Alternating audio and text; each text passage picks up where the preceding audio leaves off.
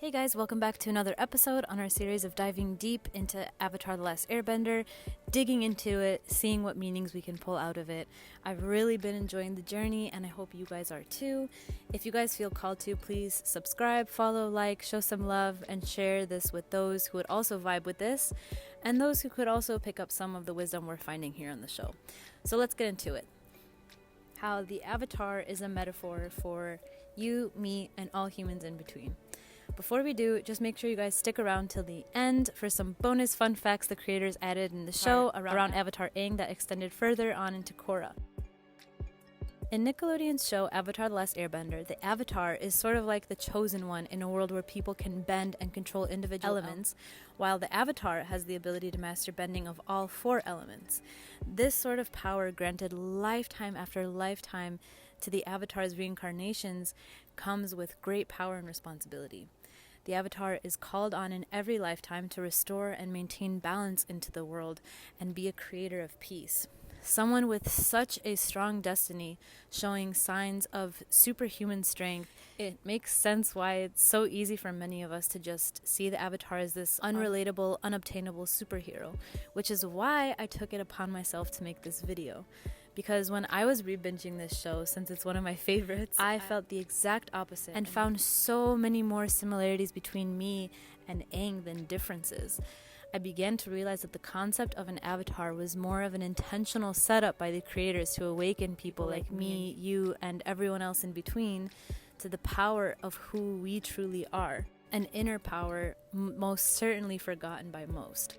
We have this light in ourselves that we simply haven't yet been awakened to due to the way we were raised and taught to see life. In the process of creating the Avatar, I believe that the creators sowed a seed in our collective subconsciousness to show us that we too, just as much as Aang, have a divine purpose fueled by our own spark just as much as any avatar. And the way they did this, it was done so beautifully because of who they made Aang to be. Aang was never impressionable as a strong, masculine, macho savior, but instead portrayed as this soft, nurturing little boy trying to live a normal life like me and you. In the beginning especially, Aang constantly tries to deny his destiny in refusal to confront his responsibilities and the path laid out for him. Being a monk, he took vows of humility and a true commitment to a humble life, and instead gets set forward on this path full of an extroverted, almost prestigious destiny. Once this notion of him being a chosen one is planted in his head, he completely rejects it and tries to run away from it because he can't handle the idea of so much responsibility. And more than that, he couldn't even tolerate seeing how differently he was being treated because of it.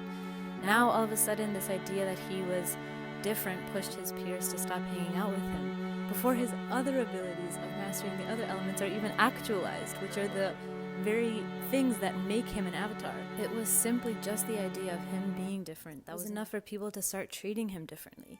So seeing Aang being raised to value the simple joys of humanity, to having that taken away, it makes complete sense as to why he'd want to run away in the first place.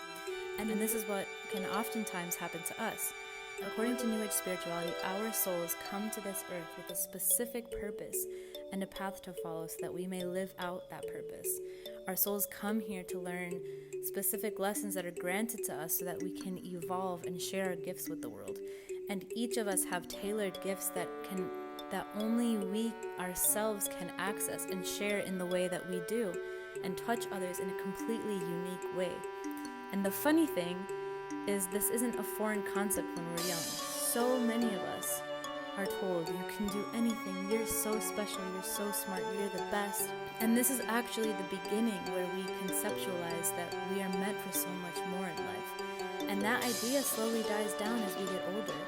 And the fact that this becomes one of our first teachings in life is not a mistake at all, but rather just a truth that we lose remembrance of. We develop blockages between us and our inner selves, and once we're aware of these blocks, we develop blockages between us and our inner selves. And once we are aware of these blocks, our job then becomes to deteriorate them so that we can access our purpose. And once we do, We awaken to our gifts that can be applied to the world, done in our own unique format. And this is one of the fundamentals in every single character in Avatar. Katara, Sokka, Zuko, Toph, all of their destinies become intertwined with Aang's. And by them committing to that search for it, it evolves in more powerful ways than we originally think possible for ourselves. New Age spirituality also talks about the idea of reincarnation. Like the Avatar, we too have been here thousands of times before, in thousands of different lifetimes, with thousands of lessons tied by one underlying purpose. We see this in the beginning of the series when Aang goes to the Southern Air Temple and goes into a giant room filled with hundreds, if not thousands, of his past reincarnations. When Aang goes into the Avatar state later on in that episode, we see all the other statues glow in unison, showing the inseparable experience the Avatar's soul experiences in connection with all of its lives. According to New Age teachings, our souls have experienced different paths and has collected all of those moments, the good, the bad, the ugly, to learn lessons that your soul has signed up for.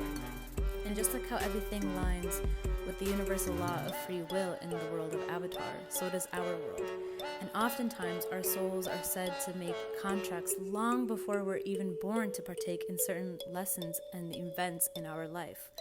And Aang reflects our own frustrations when we don't want to participate in our destiny. And it wasn't until Aang accepted the destiny already chosen for him that he was able to open up.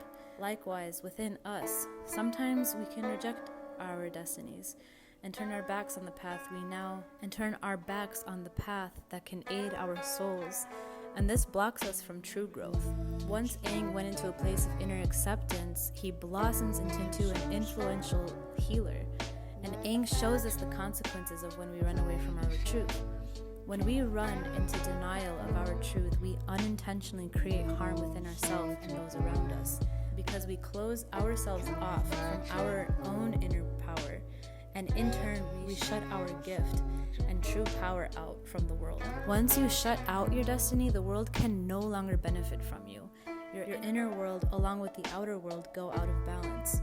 Imagine if Zuko truly turned his back on his true destiny and never snapped back into acceptance that he was supposed to be the good guy and work with Aang and teach the Avatar firebending. The world would have ended, and Aang would have never been able to restore balance and bring peace. The Fire Nation would have destroyed everything, and there would be no world left to conquer. This show plays as a reminder that we must have the openness to receive our destiny and the humility to put our ego aside in order to accept it. It's hard for us to admit who we are and own that, but the alternative isn't a great escape mechanism either. We also get a glimpse of another New Age teaching that overlaps in the show. In the show, the third book more specifically, Aang runs away in shame and gets caught in some heavy waves during a storm. And Roku appears to him. And when Roku appears to him, we are expecting the same thing that we've seen throughout the entire series, where Roku helps Aang get out of his mental blockages and helps him overcome his fears and come from a wiser place. But instead, we see Roku meeting Aang with the same amount of shame and guilt over his past self.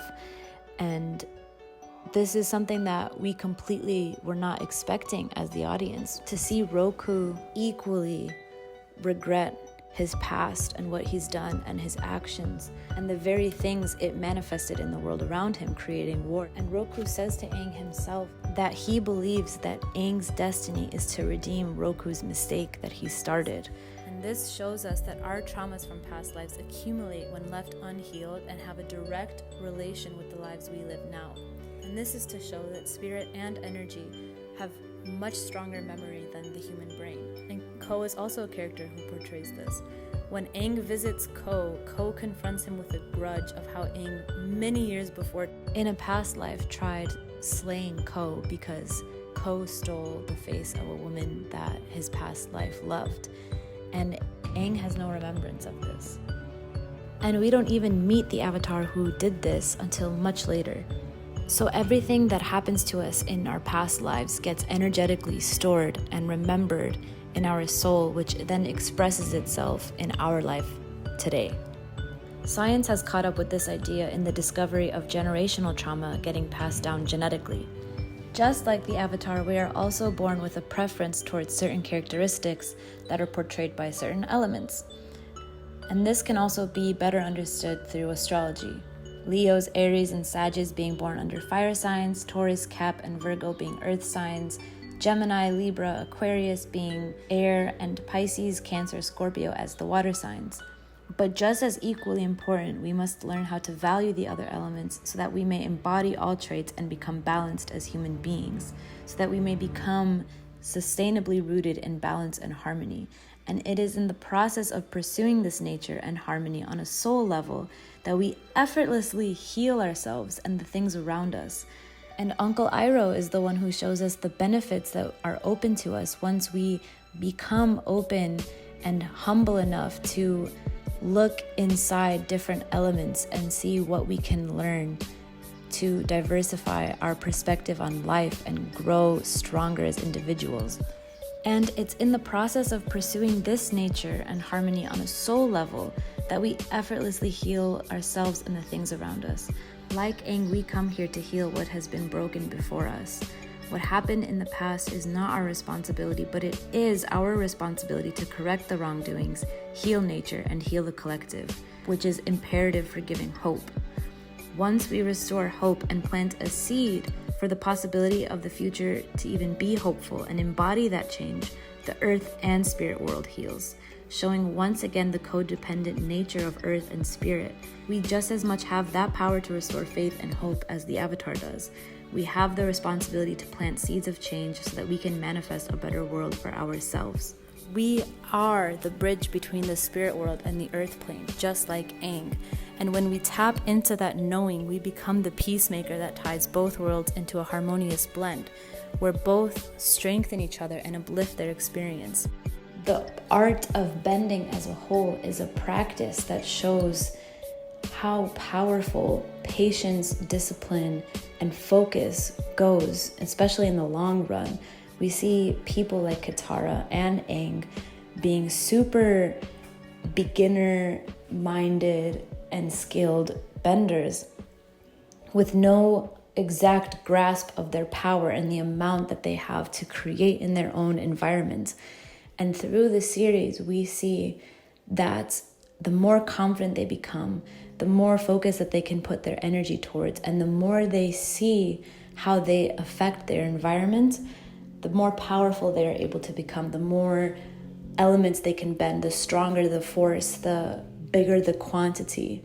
And this is such an important aspect to show us that our mind can be so strong if we let it, and if we become disciplined enough to stay focused on the positive, to stay focused on what will help us grow and evolve instead of what our past experiences are that block us right now in the moment, and learning how to step that aside and tap into your true potential so that all of your power and forces can just unleash at your own will.